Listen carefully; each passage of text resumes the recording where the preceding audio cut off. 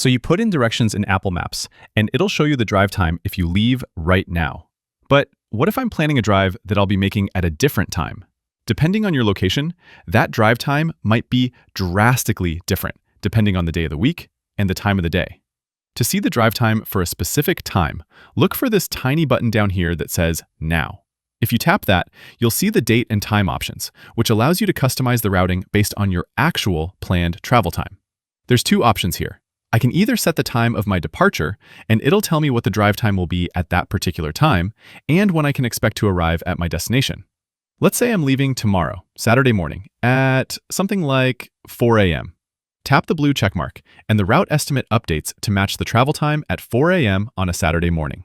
On the bottom, I'll see that if I leave at 4 a.m., I'll be looking at about an hour and 5 minutes of drive time, and I'll be arriving approximately at 5:05 a.m. The other option would be to plan your route based on the time you want to arrive to your destination. I can go back, change the setting to Arrive By, and then adjust the time. We'll do the same day, but I'm going to set the arrival time to maybe 6 a.m.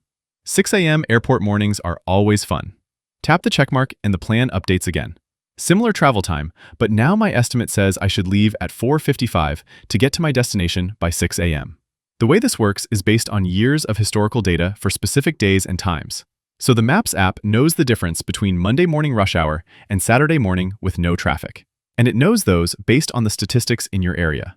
It's also worth noting that for driving, this uses predicted traffic, which is always pretty close, but obviously just a prediction.